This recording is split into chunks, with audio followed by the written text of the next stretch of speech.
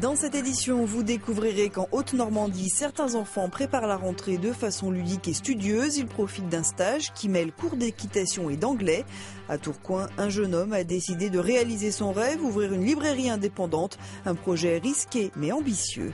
Mais on se rend d'abord à Paris où un nouveau moyen de transport commence à faire des adeptes, le monoroue électrique. Un engin un peu difficile à manipuler, mais certains l'envisagent comme une alternative sérieuse au transport en commun. Au premier abord, on dirait un frisbee, un bidule roulant qui offre à l'utilisateur des super pouvoirs.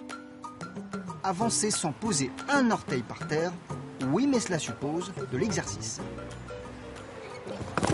Cette soucoupe roulante est encore non identifiée. Ça peut paraître difficile, mais c'est aussi simple qu'en roller ou à vélo.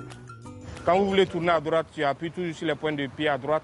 Tu essaies de tourner doucement. Au début, ça fait un peu flipper.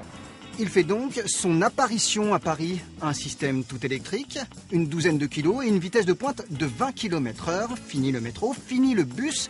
Le monoroue pourrait bien se présenter comme une alternative sérieuse au transport en commun. Pour aller d'une station de métro, par exemple, à un endroit particulier, on gagne au moins 50% du temps par rapport à un temps de piéton. Ça vous libère de tout, essence, assurance, casque, contravention. Vous n'avez plus rien de tout ça. Vous circulez comme un oiseau d'un point A à un point B. Un joli petit oiseau pour lequel il faut tout de même débourser 1 000 € minimum. À ce tarif, notre super piéton peut se déplacer à roulette, comme au cirque, sur une selle. Voilà pourquoi on observe l'OVNI avec un peu de circonspection et pas mal de curiosité. On peut les transporter avec soi, les ranger dans sa voiture, les prendre en train ou en avion.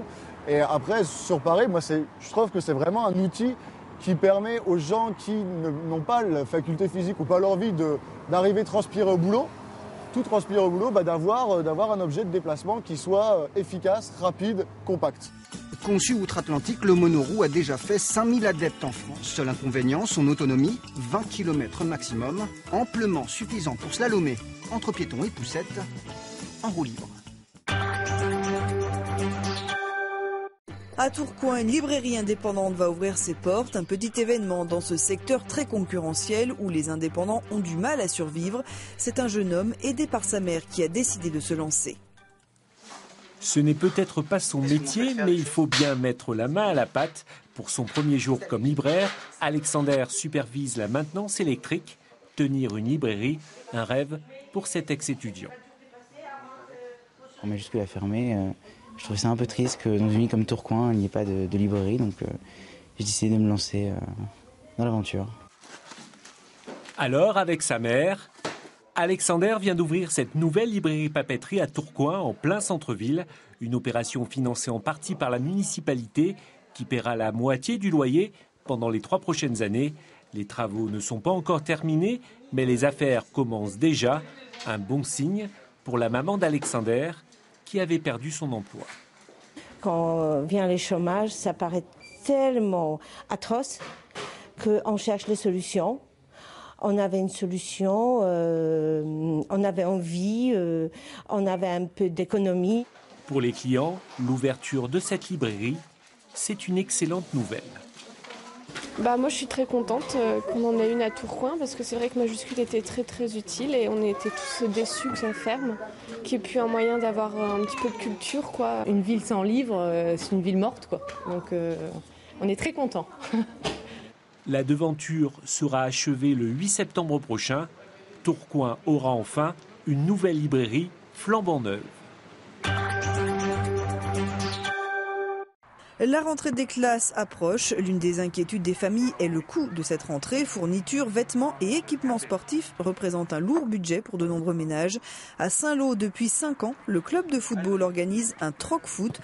On trouve de quoi s'équiper à moindre coût. Les parents des licenciés des enfants concernés par le FC Saint-Lô-Manche viennent avec leur package de fin d'année ou des années précédentes qui n'ont pas utilisé. Une initiative qui séduit. À 2 € les protèges tibia et 10 € la paire de chaussures. Les parents sont ravis de pouvoir faire quelques économies. À quelques jours de la rentrée, des enfants de Haute-Normandie ont profité d'un stage original, cours d'équitation le matin et d'anglais l'après-midi. Un nouveau concept baptisé Sport and Fun, ouvert aux élèves de 3 à 11 ans. C'est parti! Préparez vos deux mains pour être bien au-dessus des épaules de votre cheval. Ils ont beau avoir entre 3 et 11 ans, l'équitation reste une affaire sérieuse. Ne faire qu'un avec sa monture, voilà un apprentissage de tous les instants. Célène, attention tes mains, il faut y penser tout le temps. Tous les matins depuis lundi, ces jeunes cavaliers enchaînent les exercices sur le manège. 2 heures de session, qu'on dirait aussi rapide qu'un cheval au galop, mais qui laisse entrevoir une journée bien remplie. Je suis en train de panser mon poney et puis après avoir monté, donc j'ai fait du dressage. Voilà. Et cet après-midi, tu vas faire quoi? Alors je vais faire quelque chose de très spécial d'ailleurs. C'est une surprise en fait. La surprise, la voici. Quand Louis a laissé Huppy dans son box pour prendre avec ses camarades les rênes d'un cours d'anglais. On appelle cela une semaine sport and fun, ou comment relier la passion de l'équitation à l'apprentissage d'une langue étrangère. Example please. Horse et brown and black, parce qu'il y a les chevaux qui sont noirs et marrons. Là ça va en fait, on peut jouer, on peut faire plein de choses qu'on ne peut pas faire à l'école en fait. Cette initiative, on la doit au partenariat entre la chevalerie de la Bretèque et un institut privé de langue. À quelques jours de la rentrée, ces ateliers ont valeur de révision ou bien encore de découverte pour les plus petits. Forcément, il y a des objectifs. On veut que les enfants utilisent de l'anglais dans des contextes. Ils vont être mis en rapport avec un anglais très riche dès le début, en immersion totale pendant 3 heures par jour. Alors oui, on a beaucoup parlé français, un peu moins anglais, mais tous ici vous diront qu'on ne devient pas bilingue ou cavalier en quelques jours.